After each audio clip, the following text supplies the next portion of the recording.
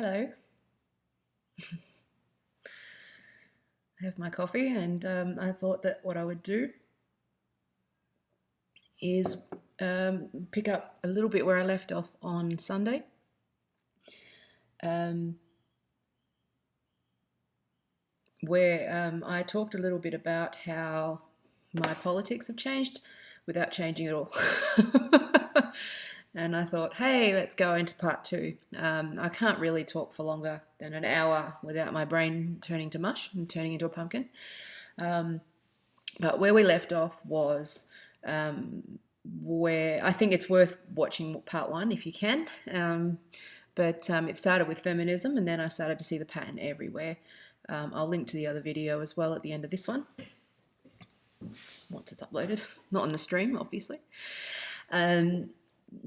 Yeah, so what I thought I'd do is just talk about some of the patterns of behaviour that I observed, and how I think that this social justice stuff, whilst good in principle, is actually starting to look very dangerous and very cult-like, and why that is. Okay, now for those who haven't seen any of my streams before, I'm Taya. It's pronounced Taya. I'm a political scientist and a designer, and I've had a very weird and wonderful and crazy life so far. I am still on the left, but I am highly critical of the left at the moment, because I've gone through a process of sort of de-woking over the last 2 to 3 years, particularly the last 2 years. But it's all, I want to just sort of talk about some of the stuff. The reason I've called it death by 1,000 paper cuts is because I think that that's really how it happened. It didn't happen instantly. It happened very gradually.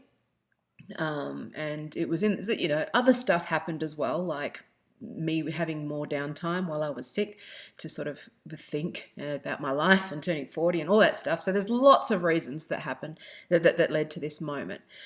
But I want to tell you a little bit of that story, and hopefully that you relate. Now, usually I try to interact with comments if I can, if you're on here. But because this one is a bit more sort of storytelling, if I don't get to it, I will read them later and respond to comments. But it would be really good, because if there's anything that you want to ask, this is a good opportunity to do that, because I am quite happy to be honest, and I can own my mistakes, own how I've misbehaved, but also just sort of a little bit of, I'm happy to back this. This is something that I haven't really, it's not something that I take lightly, coming out on YouTube in front of, and potentially restricting my business and employment and friendships and all of those things. I don't take risks like this lightly. So if it's something, and I'm making sure that I communicate throughout this process so that anybody who benefits from it, as waffly as it is, and as much as, watching me consume coffee is fascinating, I think it's really important to just see the thought process and the discomfort, and also just, this is me trying to do YouTube. So TLDR, let's move on. Okay, so on Sunday I talked about how the whole turf thing. I'm not going to revisit that. There's a whole video there,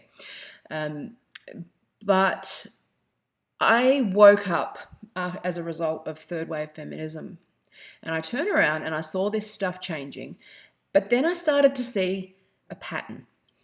And this is where I want to sort of pick up, because for a bit of background, I'm somebody who's quite familiar with not only propaganda and political communication techniques. Not only have I worked in advertising and digital for 10 years professionally, and 20 years as an amateur.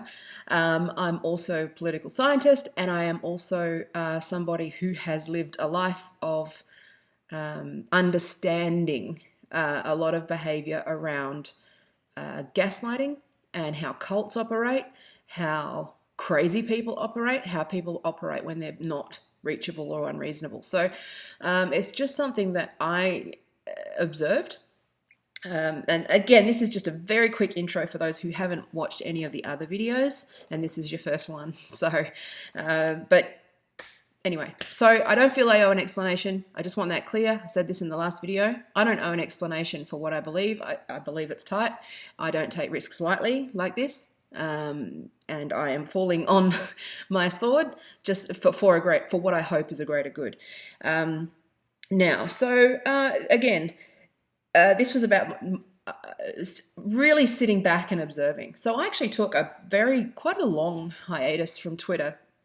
I think I probably would have been peaked a bit earlier, but I'd come out of a really toxic situation where I had been head fucked really badly in the relationship and gaslighted and, this idea, made to feel crazy when I was just being reasonable, the usual fucking shit.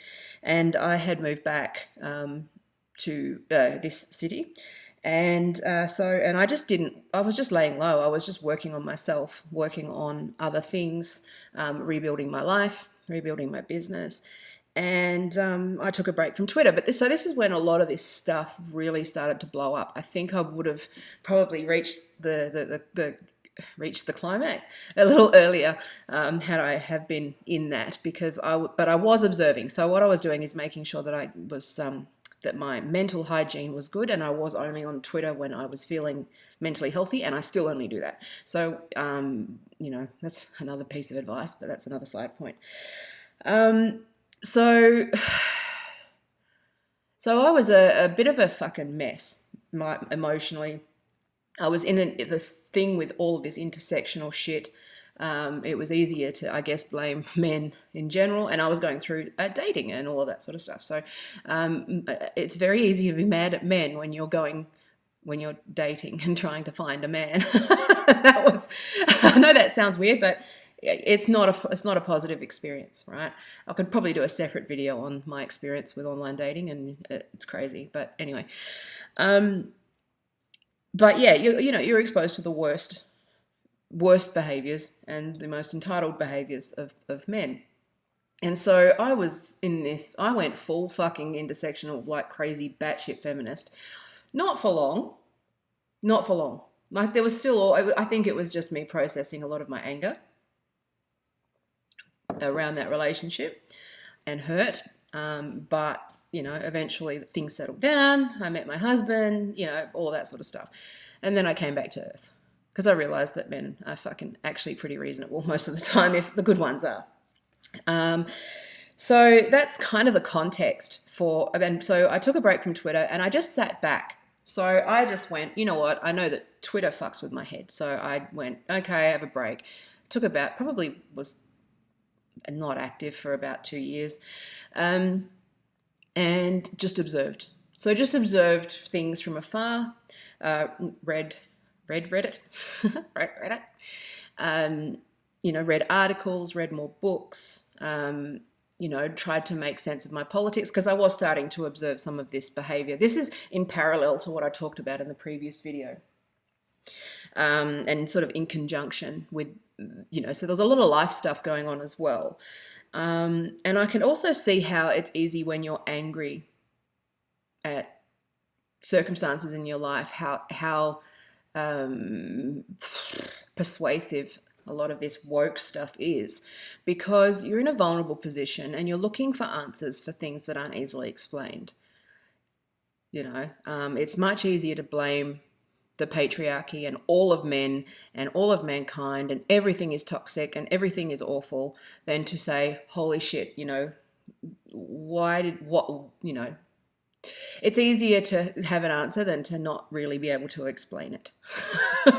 And then I realized that I had to do the work on myself, and I realized that I was attracting the same type of men over and over again, and that rap started a shift in me where I realized that I could rely on me and only me, and that it was up to me to make changes to my psychology, to my relationships, to my friendships, to my relationship with social media, to the fact that I wasn't really happy doing the work that I was doing, that I was, or that lots and lots and lots of things. I just wasn't happy. So when I say that I've observed this pattern of people who are vulnerable, to this sort of, and I want to make it clear that I differentiate between the idea of social justice and the SJW cult. And I think that's where things come unstuck, because the first answer is, well, what's wrong with social justice? Nothing. That's like saying thou shalt not kill is the belief of an evangelical Christian. They're not the same thing, right? This is where I think things fall over a little bit in discussion. I don't oppose some of these ideas. Of course, any reasonable person doesn't like racism. Any reasonable person doesn't like poverty, and they want people to have access to like services. They just disagree on how to get there. And this is actually more about, sorry Paul, I'm not drinking my coffee, it annoys him. But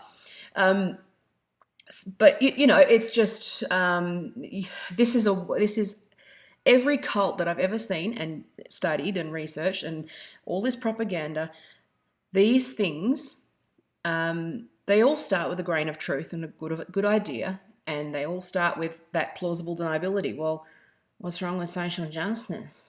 Well, nothing. It's a redundant point. So anyway, fucking tell those people to grow up. Nothing's wrong with social justice. Nothing's wrong with gay rights. Nothing's wrong with trans rights. Nothing's wrong with men in a dress. Nothing is wrong with that. But this has been weaponized, right? And it's a different thing. So what I'm doing is I'm talking about the extremes of the movement, because it's very similar to Scientology, right? It's fucking true to form. It's crazy. So right down to the tribal colors and the uniform. It's actually got a uniform. The thing is, once the thread's pulled, once the uniform, you notice it. It's crazy. It's actually it becomes funny. It's equal parts alarming and funny. So you start to observe the pattern. So anyway, I had to give that context and background. And one thing that you need to know also is that I grew up acutely aware of class, and I had a strong sense of my own class consciousness. I had a strong, to use a Marxist term, I also had a strong sense of my own disadvantage, which again was not as disadvantaged as others, but I was aware that there was just a thing that I knew that I would have to work harder, right, than other people. That was just something that I always grew up with, because it was something that I just always accepted, that I just needed to work hard to get out of poverty or whatever, right? So it's really important to say that I grew up with that class consciousness, because I think that what that did was give me armor to spot the lack of class, the absence of class analysis in a lot of this social justice stuff, right? And that it's a distortion of, and again, it's not, it comes out of the universities. It's a distortion. It's more of a morphing. Again, these things aren't sentient. It's just how these things evolve. But so, with that strong sense, that heightened sense of class consciousness, that heightened sort of that history, all of these things. And then I sort of jumped back in, and then I got turfed, as you do. And I went, okay, this is gaslighting. And now the one thing that I'd like to introduce you to as a concept, if you're not familiar with it, is the concept, and this, a lot of these videos are aimed at people who are not in my political circles. It's aimed at people who are sort of peripherally interested. So I will take the time to define terms. Feel free to ask me to define terms or ask questions. That's more than fine. But I want to introduce you to, I've talked about Zugzwang before. It's my favorite word because it just applies to a lot of things. But it's called a Kafka trap, right? And, anybody who sits there thinking I'm a Nazi and that I'm saying Kafka trap and fucking gas, whatever, and I'm dog whistling, fuck off. It's actually a thing, okay? It's a definition. Stop, calm your tits, all right? So, Kafka trap is it comes from, let me remember. I know this is just the words left my head. Hang on, let me remember the words that I'm supposed to use. Hang on. The Trial. It's a book called The Trial by Kafka, right? And sorry, I had to look it up. And this idea that somebody can make claim X, and your denial of claim X, and I'll give a couple of examples, is proof that you are claim X. It's a circular argument. It's similar to begging the question, but peripherally similar to that. But it's how someone controls you in a position, in a way where you literally just can't win. There is absolutely no winning moves. Zugzwang. In chess, you're forced to make a move, but you can't win. Same concepts. Really understand your game theory. It's really, really good. Here's an example, right? Okay, and this was something that was done to me, right? And this is why I can spot this stuff really well, which is, you're crazy, stop being crazy. And I'll go, but I'm I'm fine, I'm just asking you a question. And then I get upset. Anybody who's been in that kind of head fuck relationship will know what I'm talking about. And that there's no winning moves. So if I defend myself and say, but I'm not crazy, they say, well, crazy people don't realize they're crazy, right? And if you say, I agree with you, then they win, right? Same thing with a famous example, alcoholic, right? So someone can say, again, you can't win. Someone can go, you're an alcoholic. And you'll go, but I don't drink. And then they'll say, but that's what alcoholics would say. That's a Kafka trap. And once you're aware of that style, it becomes you become very sensitive. It's one strategy, but it's a very, very common one, which is where it's like, well, and this is where the discourse is kind of heading at the moment. So, and this is something that I just saw, because I was branded with the crazy card, believe it or not. I grew up with autism, not knowing it, and ADHD, so let's just say my organizational skills are not solid, but I have learned how to adapt. But I didn't know that. I got diagnosed later in life, and right up until, and I struggled with some of the autistic sort of sensory. I have a very strong sensory issues. So a lot of it, even though I'm a girl and can speak and am social and I sort of pretend to make eye contact, I'm making eye contact with you only because it's a fucking thing, not a person. Otherwise I'd be looking like here. But I suffer a lot from sensory overload. So, and what's associated with autism is very much the meltdown. So I didn't used to be able to understand what was happening because I'm not fully in touch with intense emotions either, right? And this is something that I didn't realize, which was that when I was being head fucked in this relationship and taken advantage of, and because I tend to just give people the benefit of the doubt, again, being just literal minded, it's just one of those things, I would have outbursts, and that was I was given the beautiful label of bipolar 2, with the often implication that I had borderline personality disorder, which is not the case. It's never been the case. It was always something different. It was always related to a critical mass and a build-up. And so now that, anyway, I know I veered off, but I think it's important. I just, I like, it's some of this stuff is just me writing with my mouth. Saves me having to write.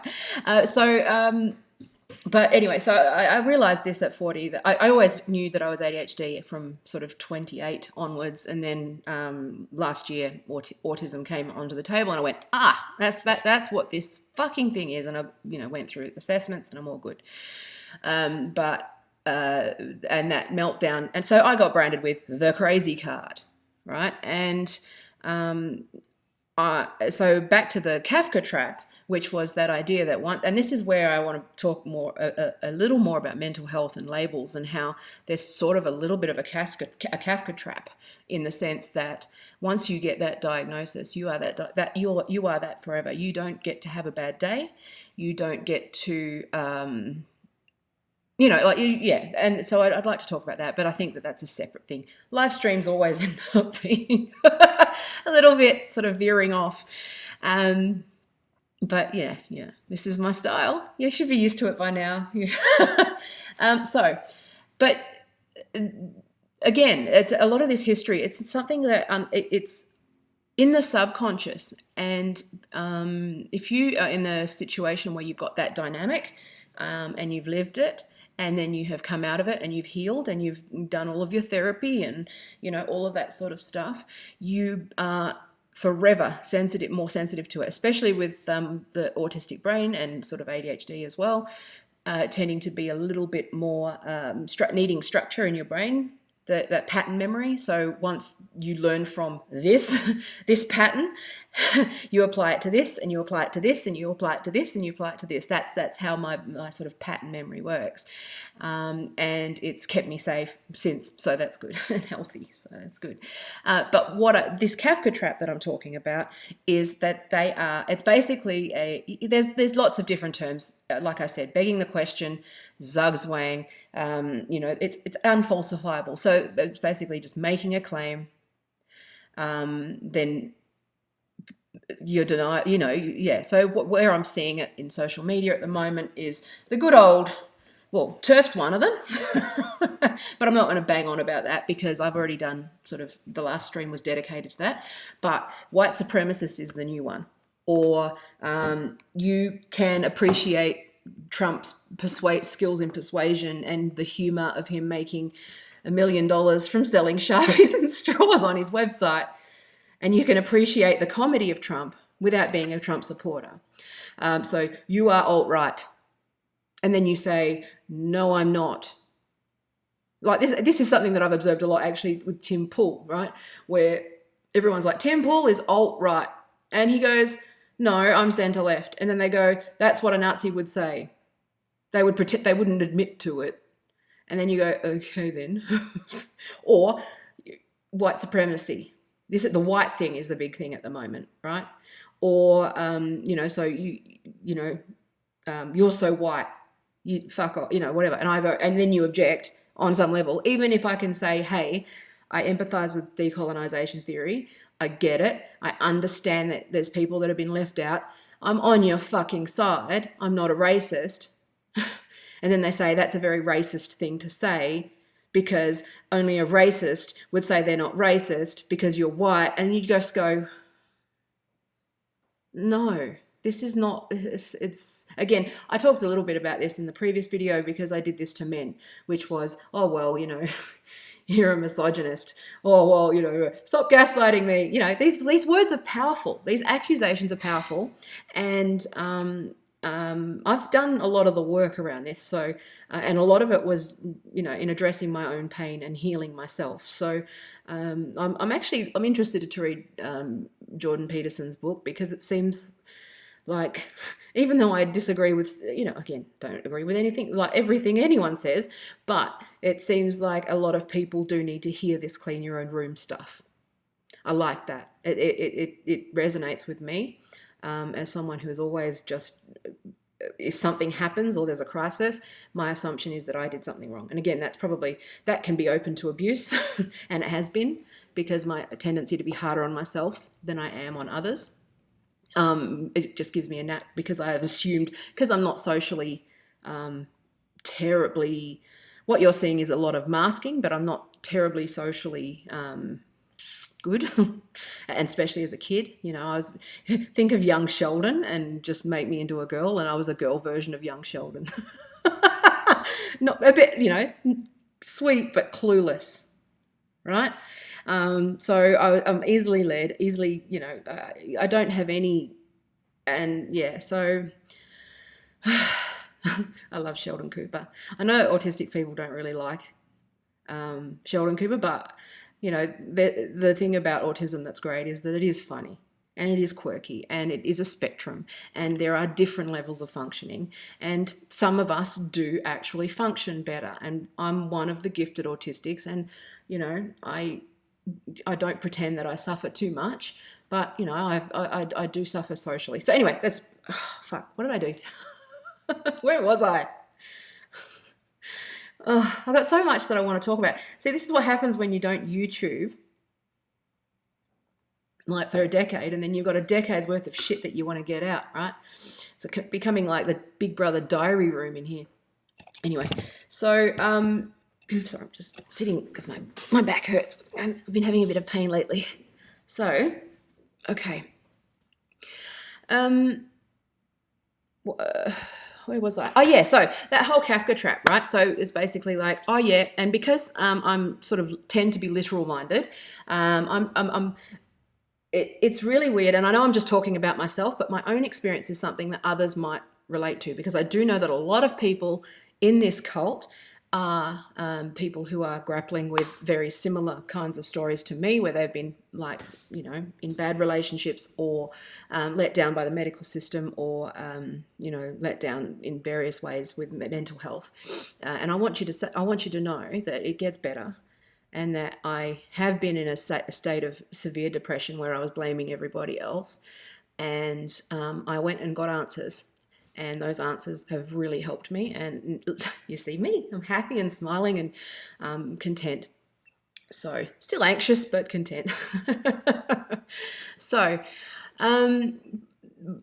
when I speak from experience and from a place of knowledge here, which is that it's easy to find external things to blame rather than blaming, looking within and trying to make changes. So, and that's just my reflex has always been, you can only rely on yourself, Taya. And I suppose that's the good part of growing up. I guess the way that I did was that I always had this strong sense of independence, and always that it was up to me. Like I didn't have any real fallback, and it was always me and only me. Okay. Anyway, that's had other impacts on relationships, but whatever. Okay. So I want to point out that this Kafka trap of, and then this is what I went on a bit of a rant this morning actually on Twitter, where I actually sat there and I'm really fucking pissed off about this whiteness bullshit. Okay. Again, I sympathize. I understand the theory. I understand that people have been left out. And I also understand that if I had been brown, I might not have made it. Okay, the way that I wouldn't say that I've made it now. I'm good at looking like I have, but I wouldn't say I have. It's a constant work in progress. But literally the only thing that I have, right, that is privileged, okay, is this skin color, okay? I have a name that is foreign, that makes people, and again, I'm not saying they're the same thing. I'm saying that, everything is I've experienced like being different in different ways, and I don't fit in either, okay? My background is Romani Gypsy and Irish and English. I'm a bit of a mongrel, but there's some fucking, and, but I was raised by my grandmother, who was an orphan, right? Her mother, she grew up in a fucking Catholic convent in the 30s, right? She was tough as nails, that woman. And again, tough as nails, terrible bedside manner. You can see that modeling has happened with me, which is, I struggled, but she gave me an amazing work ethic, right? An absolutely amazing work ethic. And I never, ever expected anyone, to sort of bail me out. And some people have, yes, and it's been really, I've had people who have been generous in the past, but for the most part, it's I haven't had an easy run. So the thing that annoys me is, I live with chronic illness. I've nearly died 3 times in my life. I'm self-employed. which I know some would argue is privilege, but for others, for me, it's out of necessity. All right, because of my ADHD and autism, and what was a diagnosed as a mood disorder, but now is just, I cannot function in a 9 to 5 job. Right, my body clock and my, because I've got autoimmune disease and various other things, my body clock cannot function, right, with that 9 to 5 structure. I usually, it takes 6 months is all I can do, right, of that. Yeah, it's just, so I wouldn't actually argue that self-employment is by necessity. I freelance by necessity, and I have just made it work.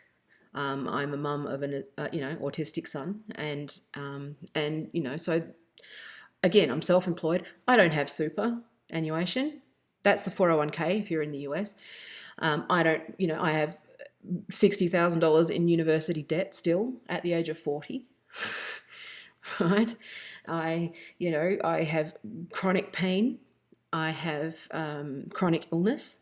I never know when the next one's going to hit. It's looking very much like I'm going to be suffering from chronic pancreatitis for the rest of my life, which, if anybody knows what that is incredibly painful. I don't know if that's the case yet. But this is, and I also grew up with nothing, and for me, for someone to turn around who has had a life where their parents are both still together and functioning, they are wealthy, usually, doctors, engineers, that sort of stuff, who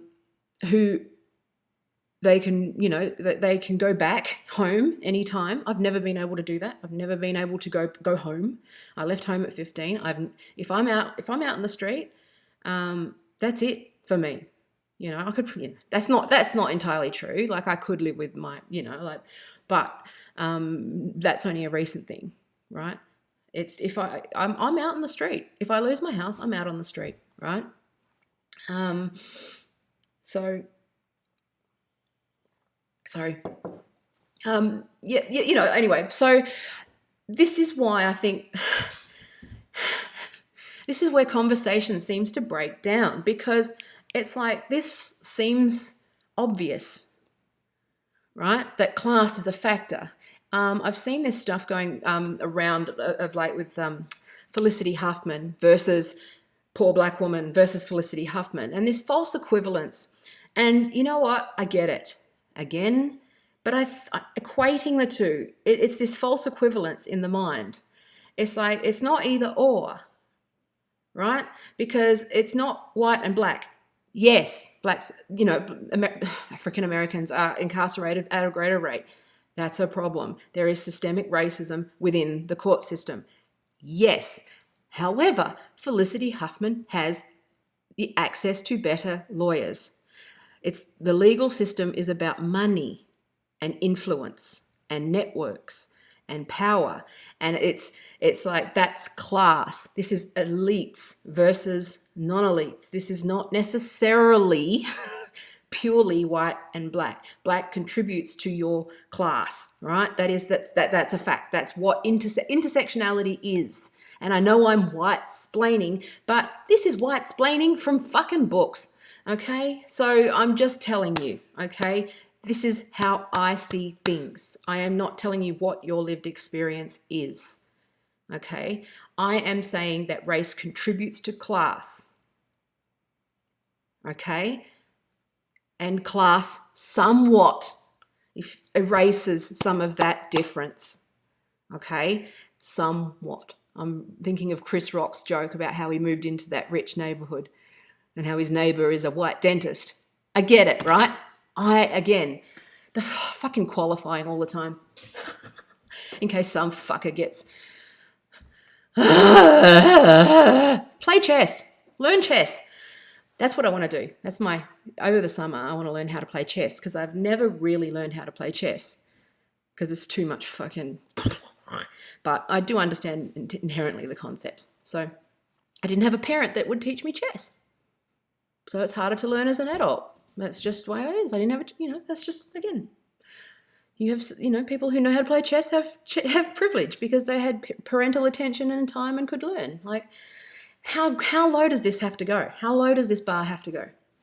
Okay, so that's why I think I started to see these patterns of making a claim about someone, putting them in a position where they have to defend it, even if it's absolutely abhorrent and unfair, and twisting the argument in a way that you just cannot convince anyone, right?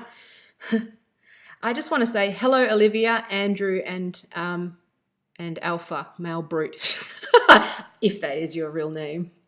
Thank you for watching. I am seeing it. I'm just focusing because I tend to get distracted and then I don't get to my actual fucking points. But I'm sure that I'm sympathetic. I agree. I'm sympathetic. But okay, I'm privileged in the sense that my whiteness allowed me to get maybe a little further, in the sense that I wasn't pushed down. And I'm lucky that I was born gifted, and I had a couple of amazing teachers that knew something was up, but they kind of took me under their wing and allowed me to fixate on music and media and computers and that sort of stuff growing up, and let me follow my passions. Otherwise I would have completely fucking for all I've achieved, I feel like a failure because I should have gone and done medicine and stuff. But anyway, what was I going to say? Hang on. Stream quality. If I'm cutting out, that's why. So yeah, this was what I started to see, right? So again, understanding political language, understanding manipulation, and also because of that autistic sort of fixation, that tendency to obsess about one thing for a week, and on Wikipedia and learn everything there is to know. One of those fixations that I've learned to know was a really fucking fascination in Scientology and how that works and how cults work, because I find cult psychology really interesting, and also working in marketing. It's good for good guys to know how the bad guys operate. And so I saw it and I went, okay, this is crazy. Why does no one see this?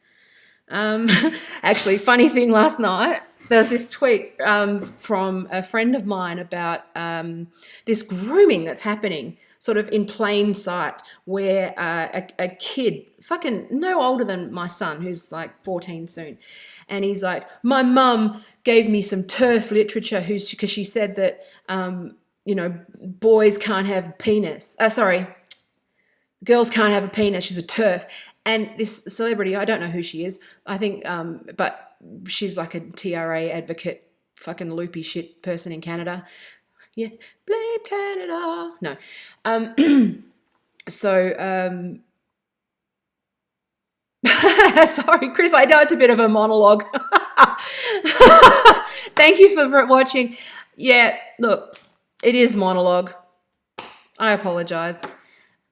But it's some videos in a monologue or none videos that never get done because I got work to do. So it's better if I just talk.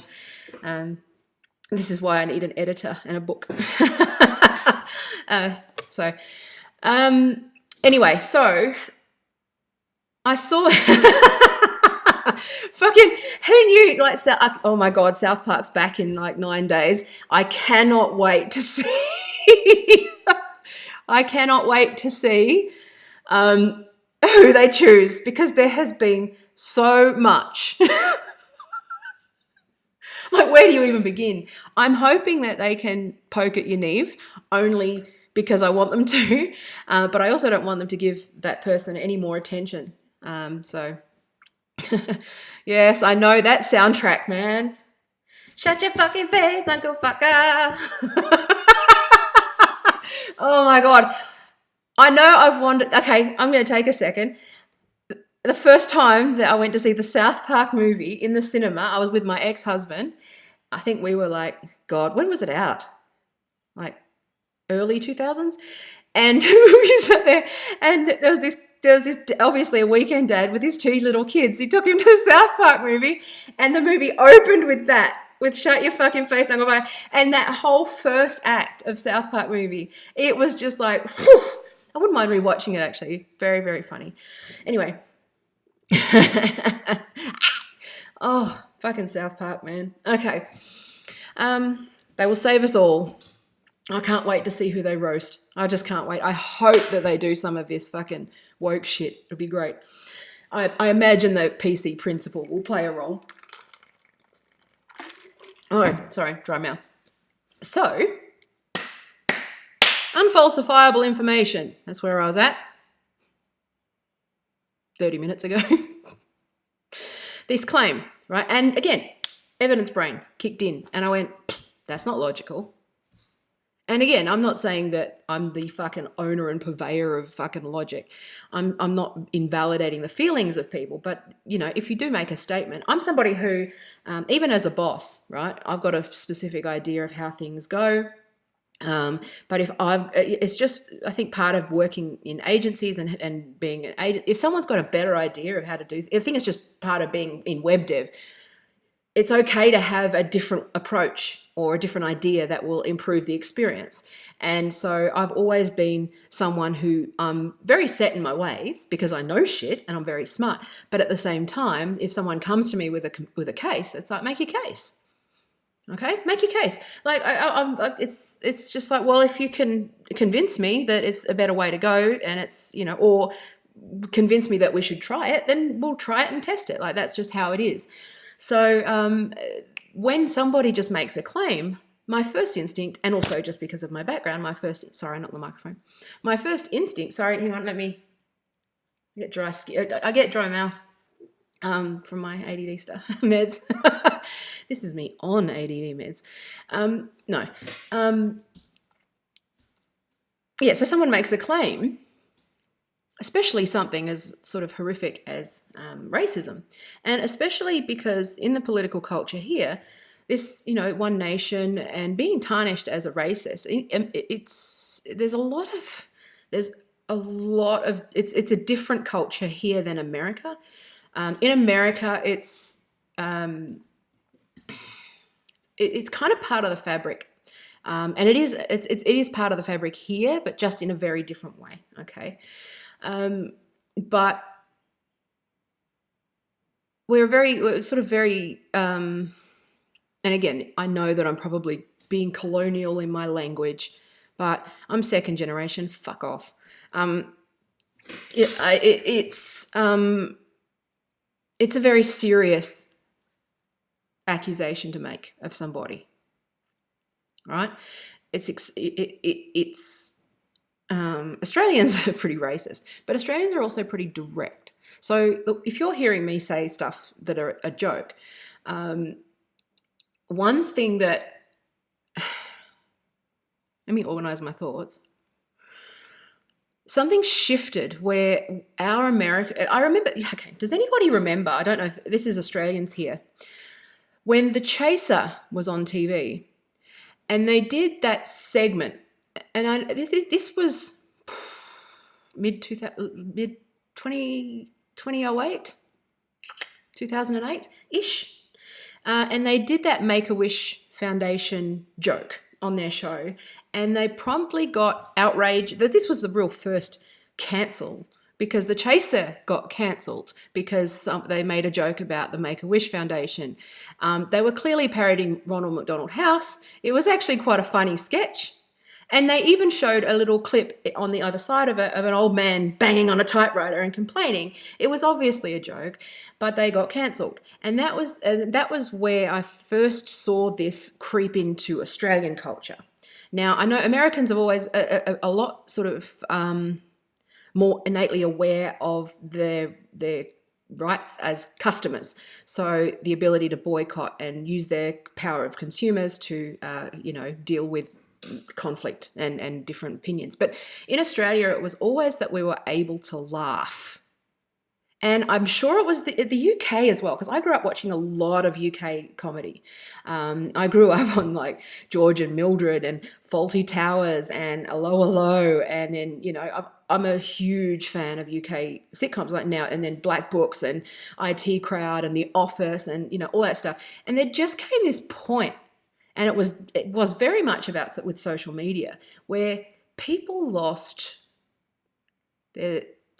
They either lost their ability to laugh, or they were never able to laugh, and they just had a voice. So that's sort of the two ideas, and it's hard to know because, again, that's just speculation. But my speculation is that the portion of people who, the more literal minded, I mean, it's turning out that there's a lot more autistic people and stuff in the population than previously thought, and that could be a factor. That could be a factor where there's more people who didn't get the joke than we thought, and they have a voice. Hi, Flickr. Thanks for coming again. But I do wonder because, even with me, I have to know that the reason that I love stand-up comedy and I give it a pass and I would watch comedy is because I go, all right, there's a contract here. It's comedy. I know it's a joke. I know it's joking. I will find it all funny. I get the joke, right? If I see weird, sarcastic things, I kind of go I do struggle to, and I go, are you being serious? So sometimes I do struggle to read tone. But that's something that, again, that's just how like autistic brains work. But I'm a little hypothesis there. That's, again, a side point. But I am wondering whether there is a correlation there about, people's inability to read humor, especially in a tweet or text, or the idea that we need a font for sarcasm. It's one of those things. I have learned to step back and see the actual words I'm writing, not the words I think I'm writing, and it makes a big difference. Never reply to somebody fuck off or you're a cunt, even if you're going fuck off like an Aussie. When it's read, people like will misinterpret it. And I'm wondering whether, people are more like AI than they think. Anyway, so this is something that I just observed. So, but, making these claims like you are a racist, and then you go, but I'm not a racist. And then they go, but you're white, so you wouldn't realize that you're a racist. And that's exactly what a racist would say. It's a fucking circular argument. And it's manipulative because it's not like they're saying something like you're an alcoholic. They're defaming you to your face. They're making a claim about you and your character, right? And that's where it got different. That's where it got weird. It stopped becoming, and everything I've learned about logic, ad hominem attack, number one fallacy, right? Begging the question, pretty close and up there as well, right? And all of this sort of unfalsifiable, sort of this gaslighting stuff, making an accusation about your character, not just your ideas, but your character, right? And I will push back on that, and I will say that there's nothing that you can say about my character, right? And because I am open and open-minded, and and that's where I just went, this is ad hominem attack. This is a circular argument. That's not an argument. Again, I thought, well, kids online, they haven't learnt logic yet. And I thought other adults knew this. Other adults knew this and wouldn't give these idiots power. And that's where my tipping point hit. All right. Now, the thing that so that's one part, is that I started to see the argument style, which was that sort of bait and switch, tricking you into confession, the audit. I'll talk about the identity audit as well. It's just had really creepy parallels with Scientology, right? So what you do, if you go and I haven't done it because I, again, know that I'm vulnerable to this stuff, but I've studied it, is that you would go in and they would do a personality test, right? Hang on a second. No, I think Sarcasm font is no. I think Bradley Hand, because you'd have to be fucking kidding if you're going to use that. Bradley Hand is so much worse than Comic Sans. Comic Sans is actually a very, I'm going to be fucking annoying now, but Comic Sans is actually excellent for dyslexics, and that's why a lot of teachers use it, because the serifs help. Anyway, so Bradley Hand is the worst font in the world. Oh God, we could do a 3-hour live stream on how I feel about fonts. Yeah, because I'm a designer. I know this stuff. Anyway, what was I saying? Oh yes, the personality test. So I actually want to do this. I own churchofwoke.com, and what I wanted to do was sort of mimic the Church of Scientology's website, where they have a quiz on it, a personality test on it, which is a fucking lead magnet. It's no different. But what I wanted to do was do an unwinnable identity politics questionnaire. And so no matter what you chose, you were fucked and needed correction, needed to be cancelled. I thought that would be a fun little parody calculator. It's on the backlog of things that I want to do. I wish I had the resources to be able to do all of the things that I, think are funny.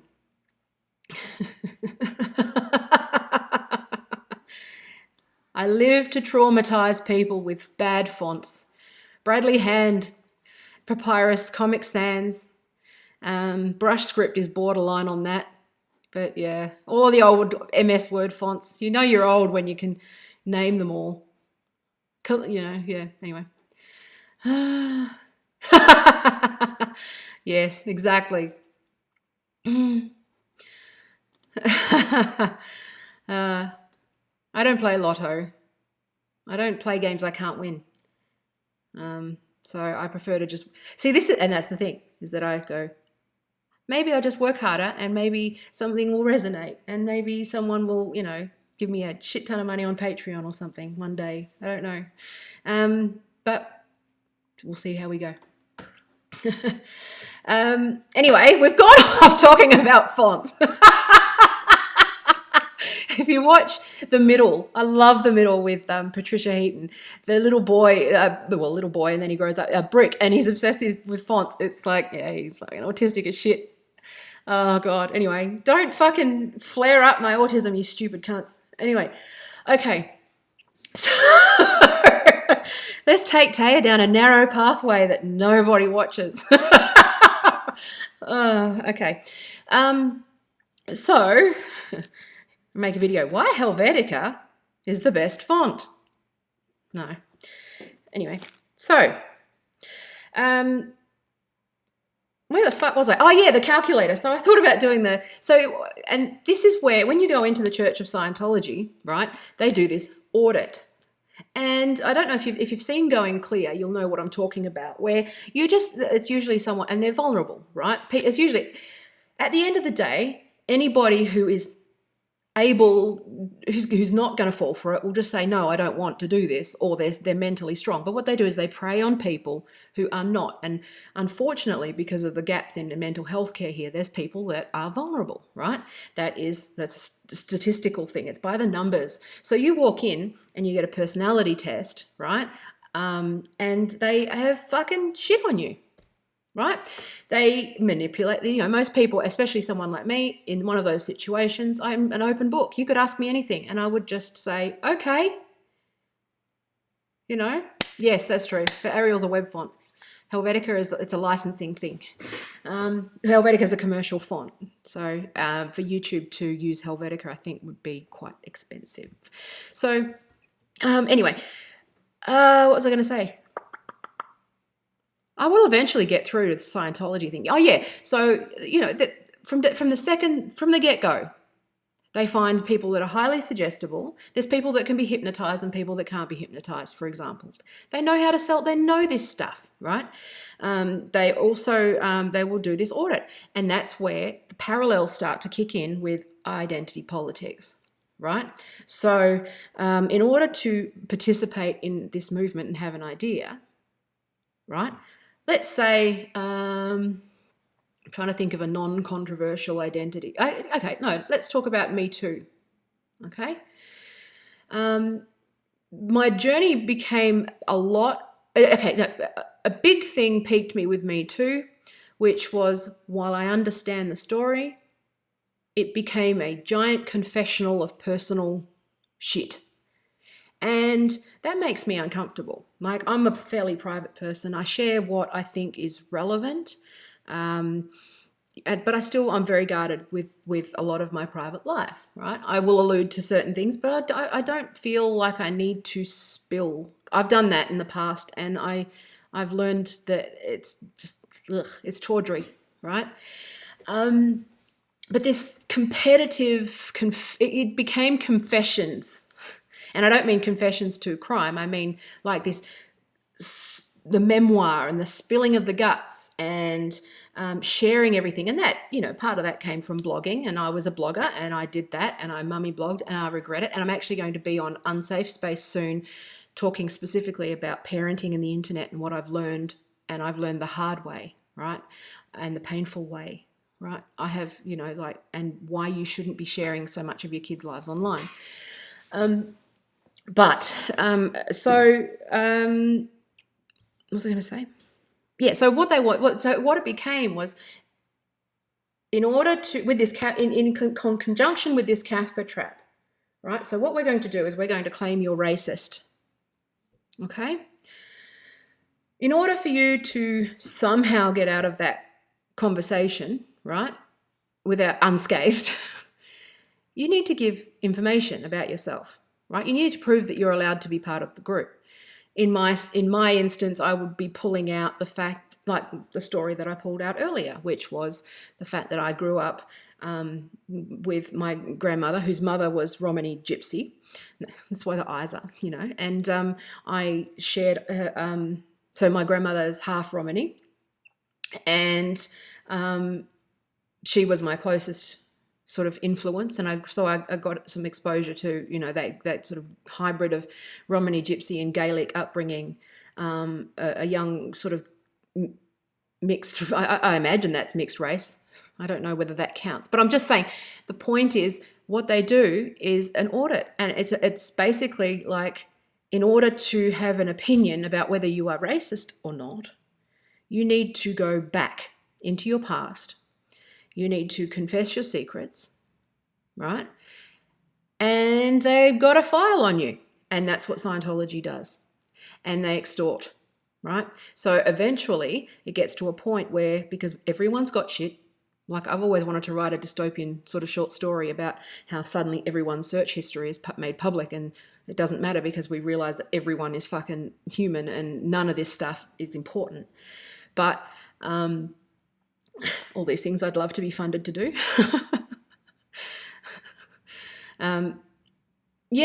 But it's just, and I'll get to Orange Man Bad because I'm not even there yet. Where I'm at is at that thing where I noticed with Jezebel, and I talked about this in the older video as well, which was that competitive confession, right? Where in order to not be, so I'm not appropriating, I'm allowed to appropriate gypsy culture, right?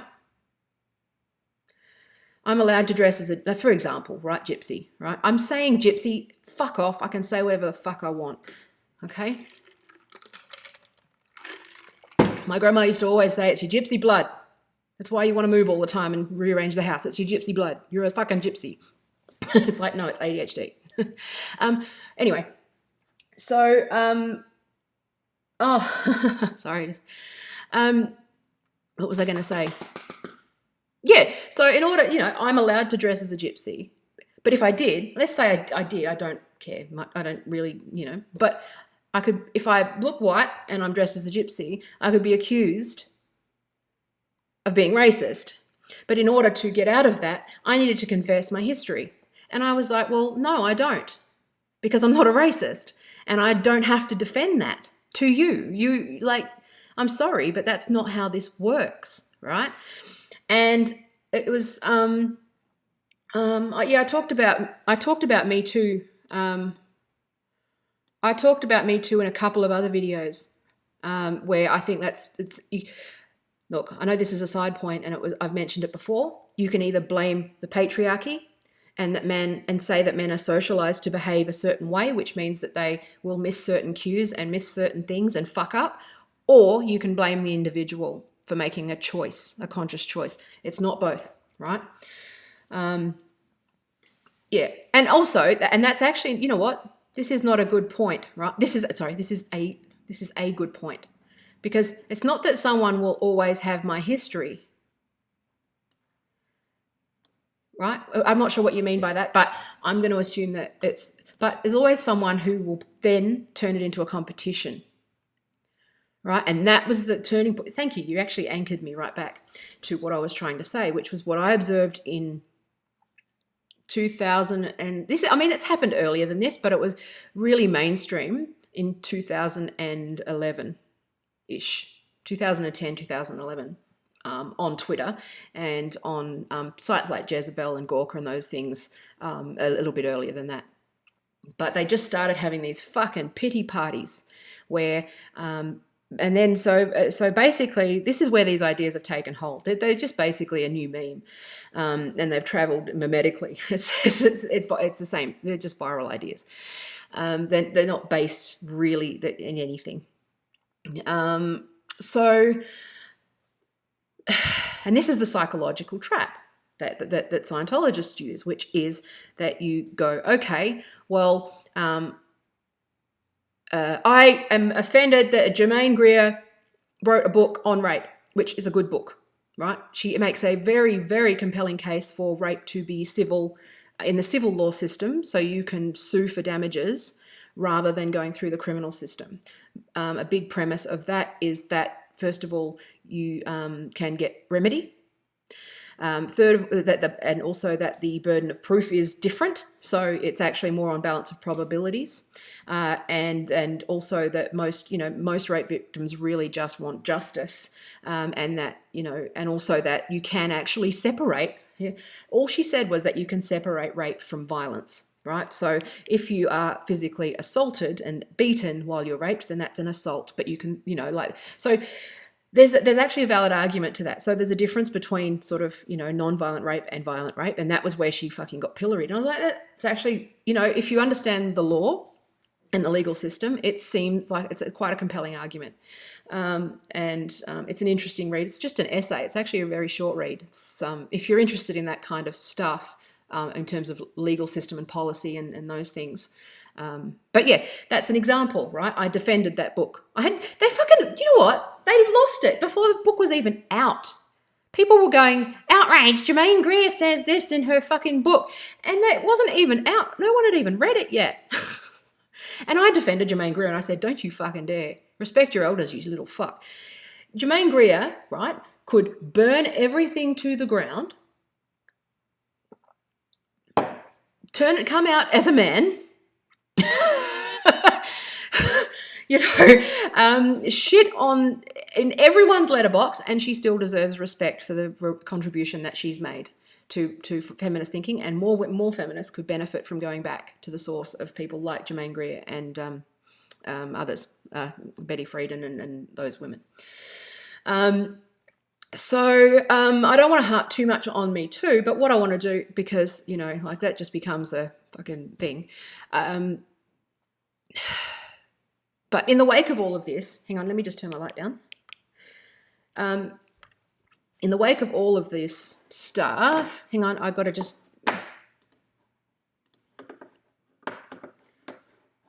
One sec.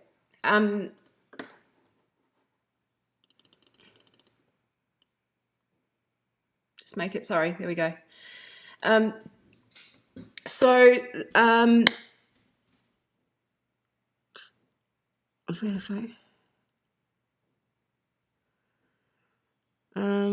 Yeah, that one wasn't actually, it was actually not controversy.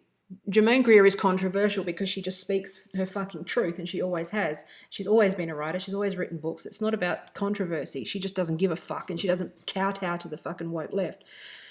You know what? The woke left are the best. I saw this thing where Donald Trump, I don't know if you know this, he started selling like Sharpies and plastic straws in his online store, right? And people just fucking buy them. And he's made $1 million for his campaign because he's fueled on the outrage of the woke left. They're the best marketing you could have. I hope they come after me because then I'll get a book deal. That's how it feels. Like, it's just like, if you are even close to resembling somebody who knows how to troll, you know this. This is troll marketing. It's fucking brilliant. And, say what you will about Donald Trump, right? I'll have a lot not very nice things to say. It's funny. It's funny that the internet outrage machine will, he'll post some fucking thing. The left will lose their minds, and people who are in on the joke will go and buy a Sharpie from his store. And he's made nearly, I think, about $800,000. Come on, that's comedy, So, because I don't think the sky's falling. There's just fucking people who've lost their minds.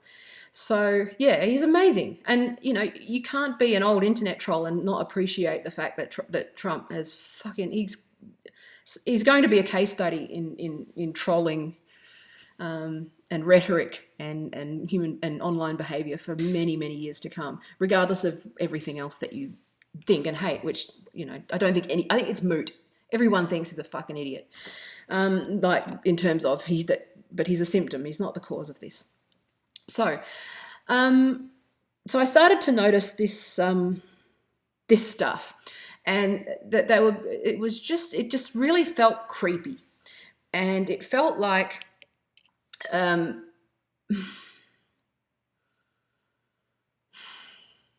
like they're gathering a file. And so, in order to participate in the conversation, you can see the cogs moving, and I'm sort of going rewind. And so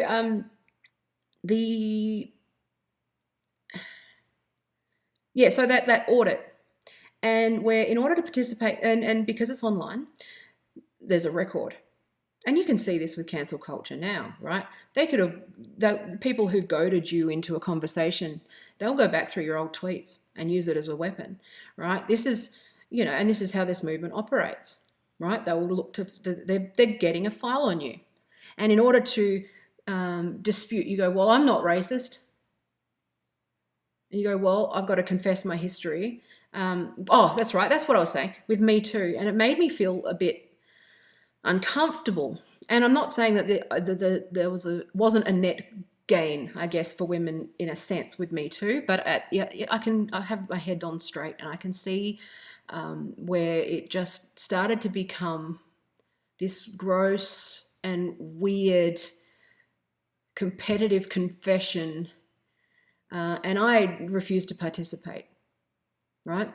I do have a history of a number of sexual assaults, both as a very young child and as a teenager, and as an adult, and I've been a victim multiple times, and I just found it like, well, so if I'm at all critical of this movement, right, I have to now say, well, and then that is basically this thing, well, shut up, men, shut up, other women who haven't been victims.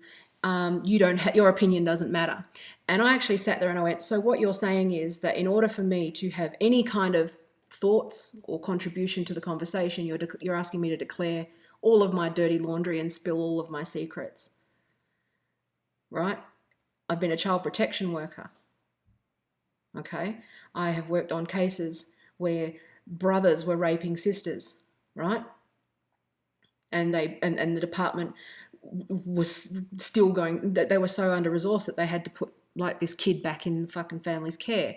And I worked on, like all sorts of fucking terrible things. And you're telling me that I have no contribution to make unless I confess. And that was where I just went, well, what if I don't want to? That's private. Right? And it's the same thing with the LGBT movement. Like this assumption, you go, well, you're hetero.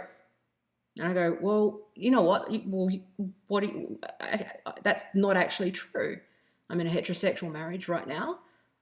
but you don't know me. You don't know that I'm an autistic woman that's sort of grappled with gender my whole life and thought that I wasn't the right kind of woman, and I am, oh, fuck it, I'm bisexual. Who gives a shit? Whatever, I am. But again, I see this stuff as private. I've said it on YouTube now, but but you can see how uncomfortable I am with, like, it's like, well, I can. It's not something, I'm not sitting there telling, and I sit there and I go, well,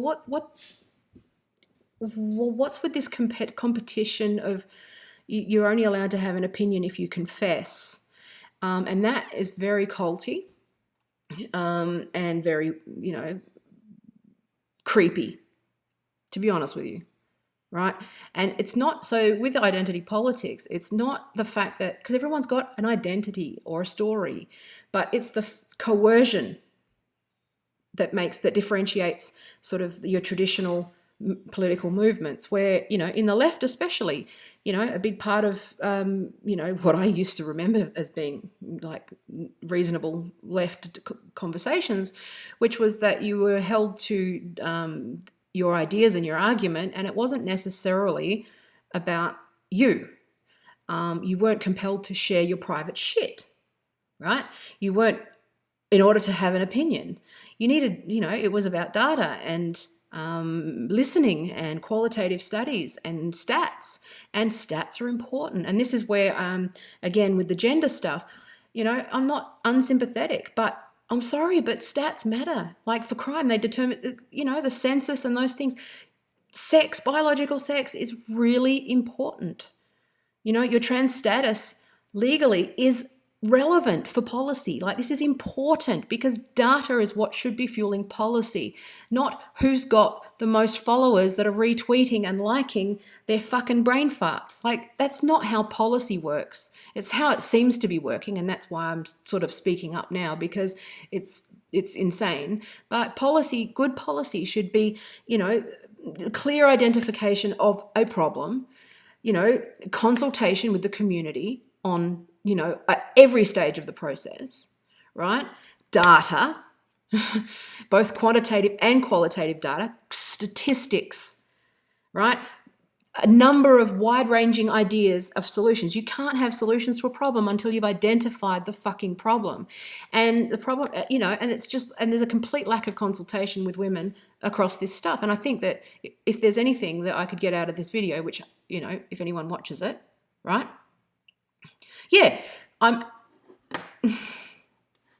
it's summoning skeletons from the closet, right? And in a time in the surveillance economy where, we were fucking fooled into like sharing all of our secrets. Like, and I've talked about this on my, there's it's not video, it's just audio, but the podcast with David Cake, where, they changed the deal on us, where we started using I think it's harder for us to adapt to this surveillance culture, generationally speaking, like Gen X, than it is for Gen Y and Gen Z. Because they changed the deal on us. They changed the contract changed, like the social contract, everything that we had with these tech companies, it moved. Right, so we were just sharing stories, and we bought some of that Kool-Aid around, share your life, write your diary. I started with an online diary, and I thought no one would read it, and then all of a sudden we're on Facebook and we're sharing everything. And then I was on Facebook before they had the like button, before they had ads, before they had all of this stuff. And you know what? They didn't tell us. They just crept the whole thing, right? The light's getting a bit weird. Sorry, it's one of those cloudy days. I have a camera and I have a monitor with a camera in the middle of the screen. The quality's not good enough. This one's a higher def camera. I just need I have box lights. It just got cloudy. That's all. So, I have box lights. I just don't like setting them up because they consume a lot of power and like stuff. Anyway, So, one sec, let me turn the lights up. Here we go. So, Yeah, I have all the gear. I just live streams. I'm a little bit lazy about the tech. So, what was I going to say? Yeah, so they changed the deal, right? So we went through this thing where we were, confessing everything without necessarily seeing the writing on the wall. I think my kids are a little bit more savvy about this stuff than I am, because it's been an adjustment to me, because my brain still assumes no one's reading it, and that was just one of those things. But now anything can come back. Any old blog post, anything. Right, and I've gone viral before, so I know that like it's not a big deal. But at the same, and it blows over. But at the same time, we didn't sign up. This isn't the internet that I signed up for necessarily. I just wanted to write and create and make friends, and I think that's what most people do. So, and that's where this social group sort of took over, because it started to be basically every clicky cunt fucking high school like thing that I was on the internet to avoid. So, I was on the internet during the last years of high school, hiding in the media room in like 1995, dialing into the internet to escape that, that bullying from girls and like not fitting in and stuff like that. And then the internet became the Mean Girls Club again. And then it became, well, you don't like the same shoes. You don't like Nike. I like Nike and you like Adidas. You're out of the group. And it's that same fucking high school mindset. And I just went, well, that changed. This is not fun anymore.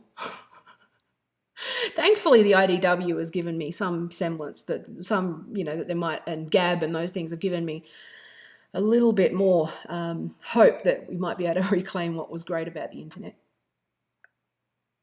But but yeah, that's what's shifted, is that in order to be part of the group, get the blue tick. I'd like to point out that Twitter have not assigned anybody with a verified blue tick account for a good couple of years, like I think 2 years now. It's closed. You can't get verified. So those who got blue ticks have them, and those who deserve them can't get them anyway. So that's just a side point. So the royalty has been chosen, and they are it.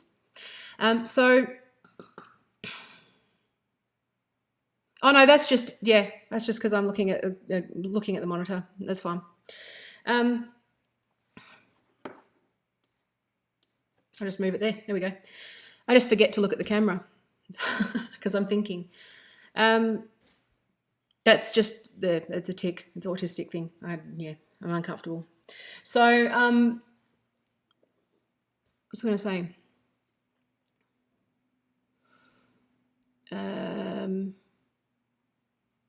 What was I going to? Where was I?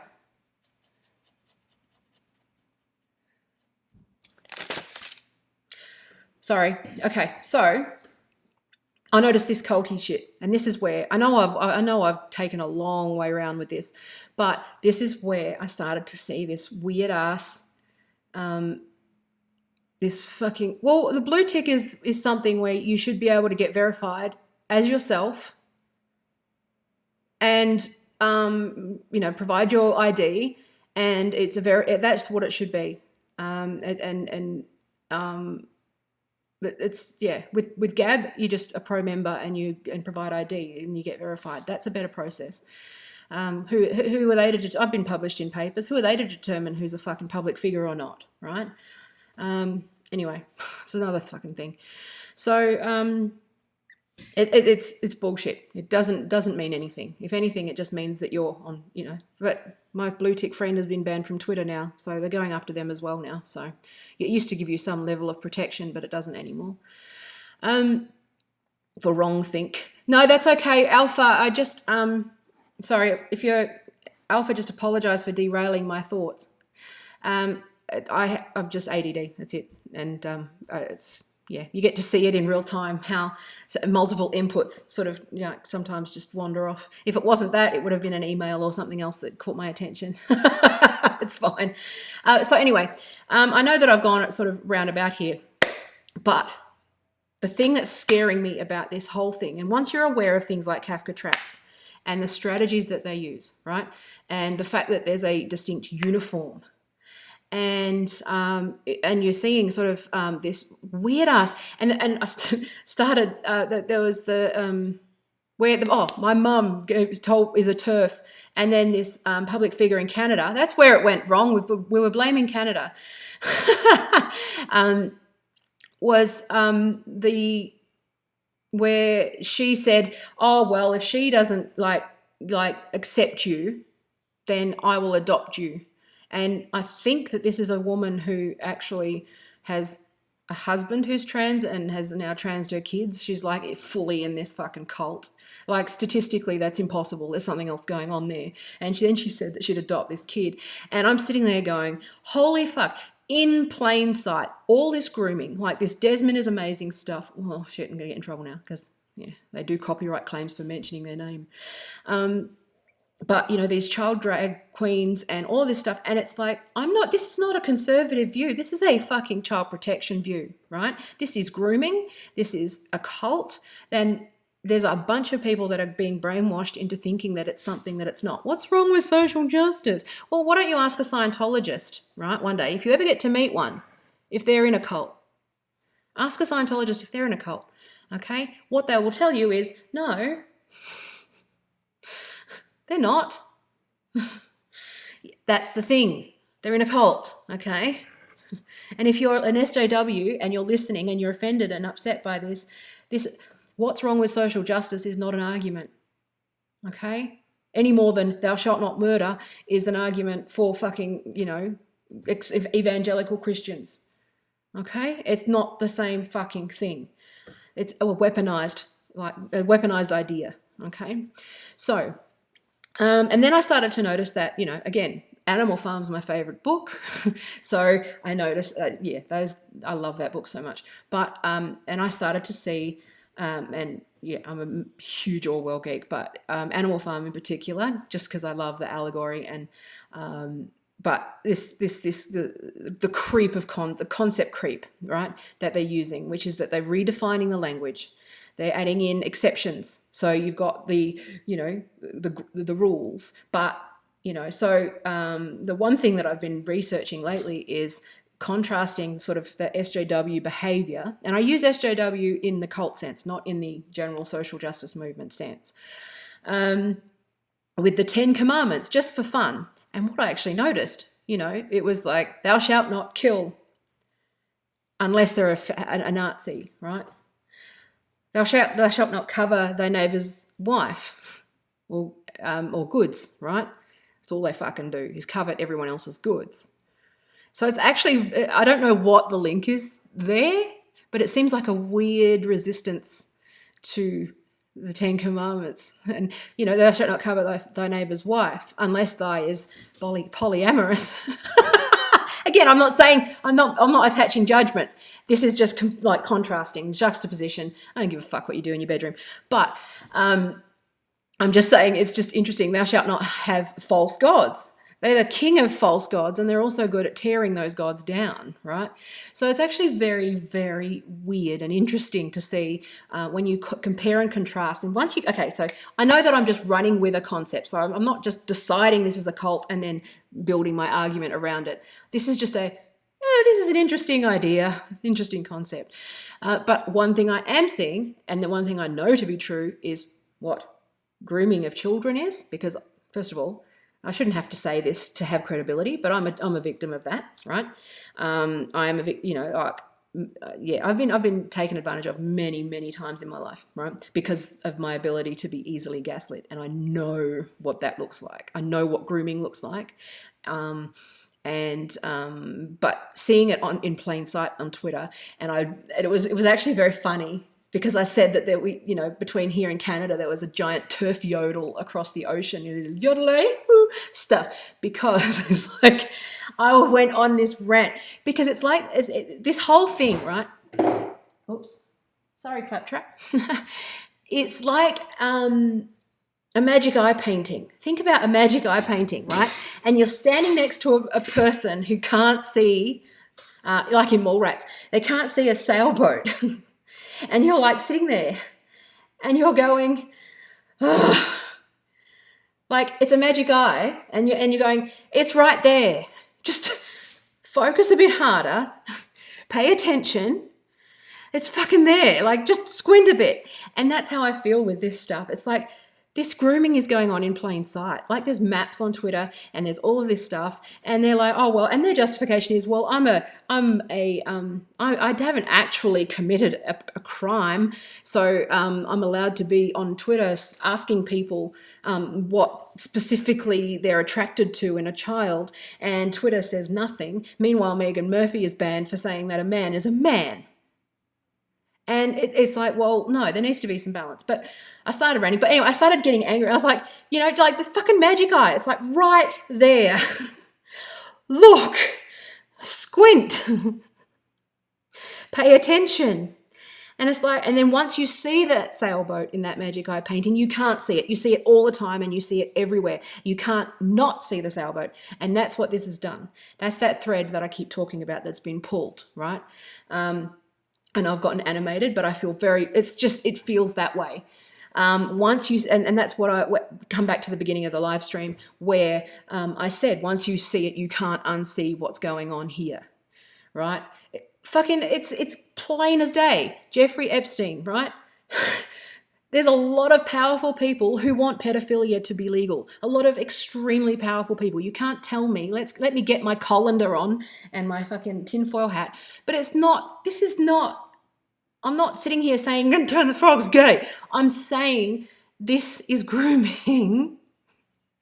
And the tech companies want all of the power and they get more money from outrage and because the more outrage, the more ads and the more ad revenue they get. And woke is a good business model for Twitter and Facebook. It's not good for like a media company, but even then, Vice, I'm not sure if they're trolling or not at this point, because you get the right fucking reacting to them, and then because I sit there and I think twice about sharing a Vice article because I want to share it to mock it, but at the same time, you're still giving them some revenue, right? You're still getting clicks, and that's what they want. So the woke model is very much a bait and switch. And it's like, but everyone's so focused on like this trans culture stuff. And it's like, yeah, you know what? If we could all agree that nobody has a problem with trans people except for the most fucking lunatic, violent conservatives. And I don't think that, can we just agree that it's cool? But can we also say that there needs to be safeguarding and boundaries that protect women and children from a very real threat, right? And I talked about this journey through my initial live stream about, how the threats towards women who disagree with the trans rights activists at the moment and the vile behaviour that's occurring.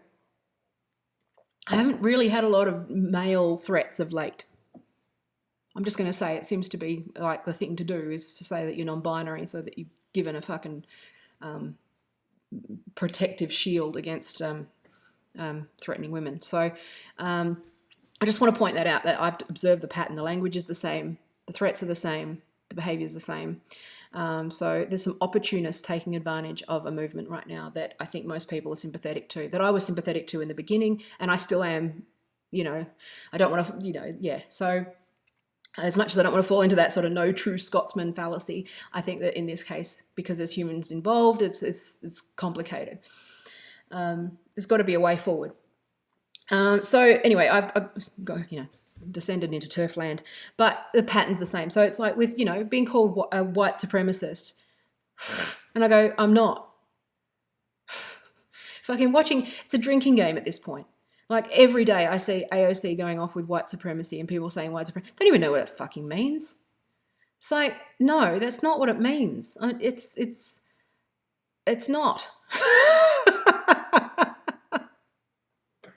And I'm sorry, but if your parents are both wealthy doctors or lawyers and both still married, and you're struggling, but you have brown skin, but you can go home and they can pay for your stuff, you're more privileged than me, okay?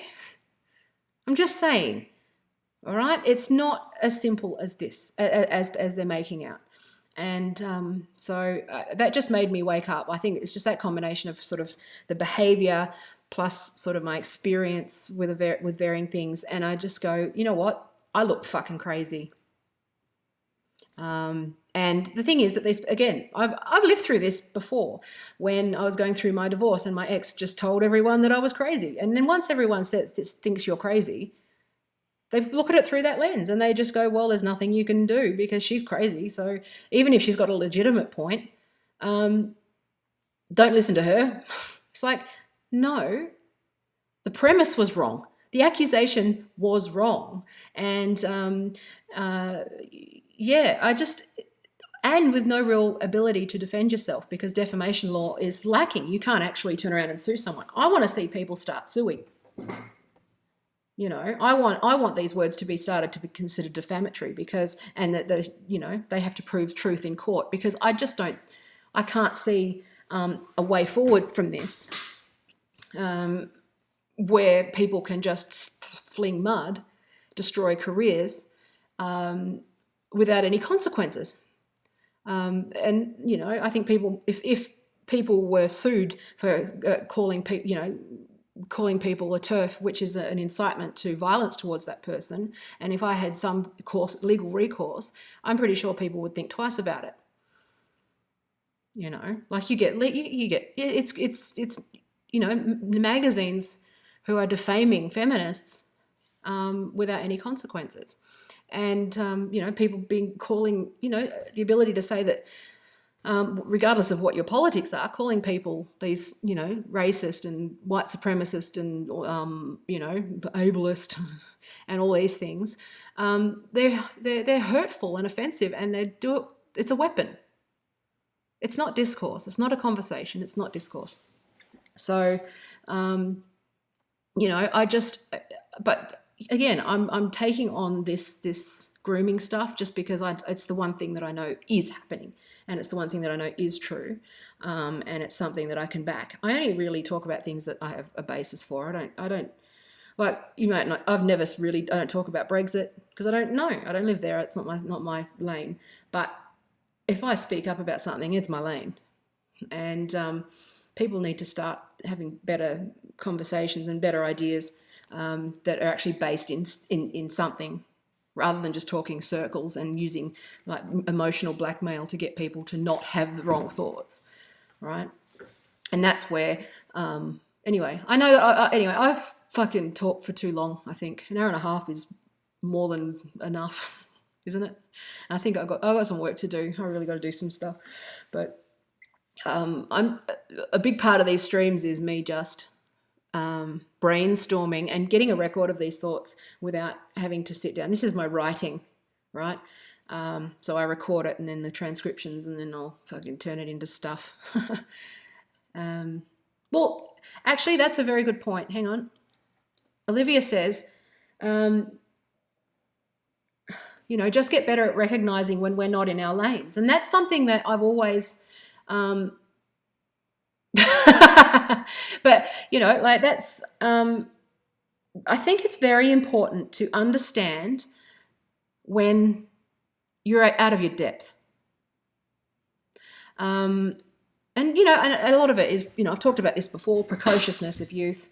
We think we know it all, we think, and people get snippets of information rather than bodies of knowledge, and they don't actually sit down and deep read and all of that. It's all very surface level understanding of these concepts.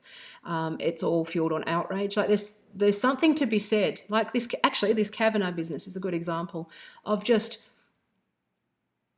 pausing, right, and waiting, because I knew, like, this is what the papers are doing at the moment. They'll print an accusation, let it go viral.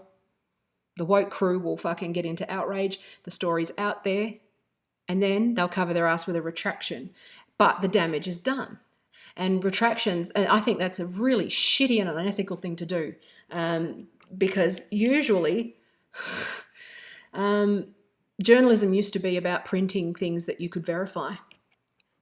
Now it's printing things that you suspect and that you think is going to get clicks and that's going to make everyone angry. And I'm not saying whether he did or didn't, but I'm also, I know it's wake up. This is a manipulation.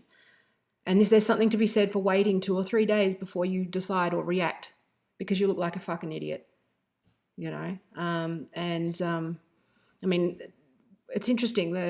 What's her name? The first person, the blonde lady who accused him.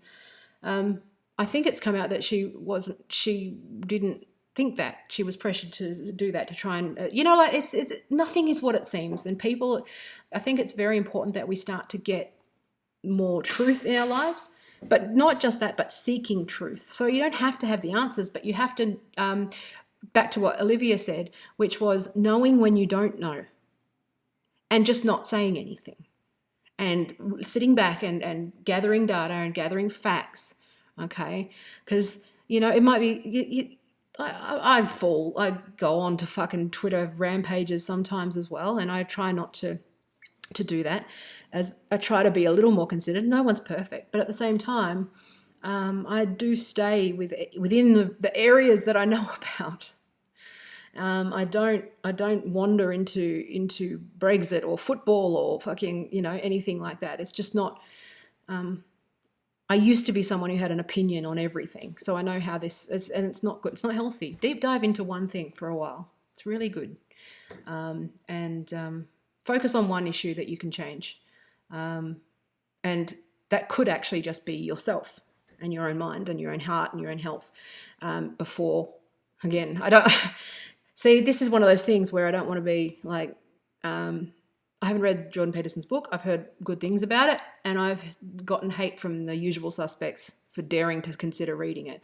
I've got the audiobook, but it sounds like it's helped a lot of people. It sounds like it's innocuous, and it seems to upset the people who need it the most, and that's something that I always notice, is that's that classic projection and deflection, right? So that just makes me want to read it, because it's probably given some people some uncomfortable truths. And Jordan Peterson's a good example of someone who can give great advice and then wander out of his lane and then fucking take a 45-degree turn into like what the fuck town. Like this cultural Marxism it's an interesting term actually, because I didn't know what he meant when he first started talking about it on Rogan. But to clarify, I think he meant that it was an appropriation of cultural Marxism. It's not Marxism in terms of class analysis. So you've got your traditional, proletariat and bourgeoisie and that sort of stuff, that class analysis. Cultural Marxism is applied to culture, and if I'm not wrong, that all those that sort of intersectional fucking things. So it's identity driven with culture rather than class and workers. That's where I was confused, because I was like, that's not Marxism. That was my first reaction when he was talking about cultural, and I was like, that's not Marxism. And he's like, yeah, that's the point. It's not Marxism. It's a bastardization of it, and it's a misapplication of Marxism. So so I'm going to have a read of the book anyway, and I'm curious, because it seems to be angering all of the right people. That's usually a sign of a good book. you could see who's outraged about something, and then you go, oh yeah, that sounds like it's got a good point that you need to hear. I've read some uncomfortable books that told me some truths in my time as well, and Brene Brown, actually, her TED talk was actually one of those things, because I struggle with vulnerability and shame and that sort of stuff, and that was one that I was very uncomfortable to hear, and I was snarking about it, and but it's actually really good. So, but yeah, so I don't know, questions. Did I even fucking talk about what I went through? I haven't really. I'm still not there yet. I mean, I haven't even talked really about what, like, this IDW stuff. But that's something that can be talked about like separately, because life's anything longer than this and people switch off.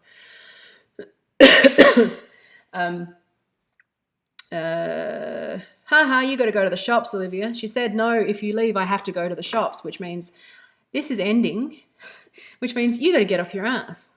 Clean your room. I'm kidding.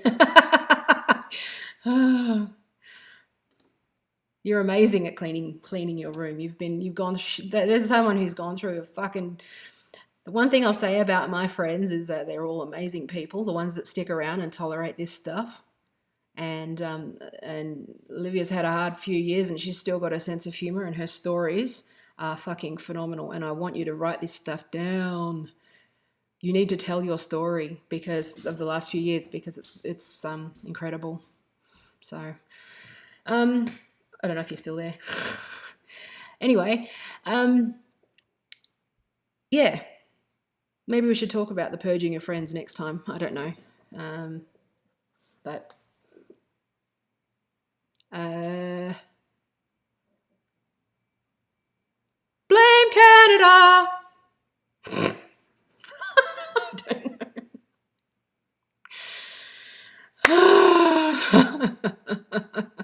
Anyway, I'm going to go because I have some work to do, and it's pumpkin time. I turned into a pumpkin, and the lights shit, and everything's good. But I shall talk to you very soon. I'm not sure if this was of value. This might be something that I need to edit, but I just, yeah, I need, yeah. I think I might start getting, I don't like using Fiverr because I don't think that but it just might be an easier way to, yeah, I need to find people that can help me edit video because I am bad at it. Anyway, thank you for watching. I don't know if this was of any value. I hope it was. Yeah, if you want to support me, refer. I don't really do the monthly Patreon-y type of stuff, and I know that this wouldn't have given much value anyway. But I am writing a book, so if you want to kick in and help me do stuff, then that would be great. The more I can do this, the less I have to be pulled away doing other stuff. But you can refer me for other stuff too. So I'm a digital consultant. Just go to my website and you can find my main squeeze business there. I work with HubSpot and WordPress. And as a consultant, I'm pretty much generalist, do anything. So let me know. It's all good. Thanks so much. If you've been here for the whole hour and a half, then you're hour and 40 minutes, you're fucking amazing. I'm always grateful when people watch and give me feedback. I know that I'm still just learning video, I need to get, you're right, Alpha, I do need to get better at just directly addressing the camera. But I've come leaps and bounds. So given that I was, having panic attacks over video like 3 months ago, I think I'm doing okay. So I hope this gets better. And one thing, I will be appearing on Unsafe Space, which is Kerry and Carter's wonderful YouTube channel, at some point. And I will also be having Kerry on my channel, which is great. I'm also going to have my favourite SJW at some point. He's going to teach me how to be a better feminist. So that's going to be great. I'm also going to have a number of people on my channel, and Ben Pobji as well, but he's lost his voice. That's why we haven't done it.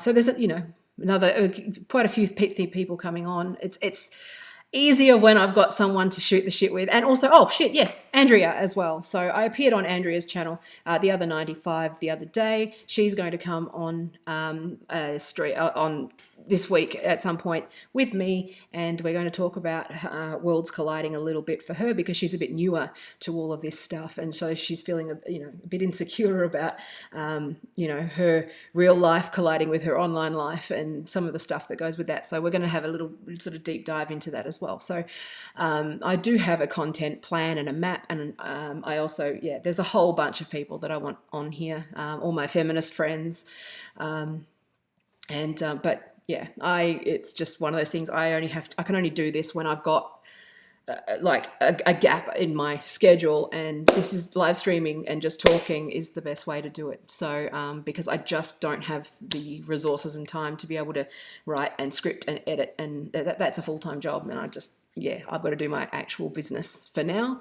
But yeah, we'll see. I got to figure out how to make some money out of this shit. But I'm figuring it out, and yeah. If you want me to speak about any of this stuff, if you're in Perth or anywhere really, and you want to pay my effort, I'm open for speaking. So, and that sort of stuff. So as well. So, peace. Thank you. If you see this 2 years from now, this is going to be weird. This is awkward, isn't it? Okay. Love you.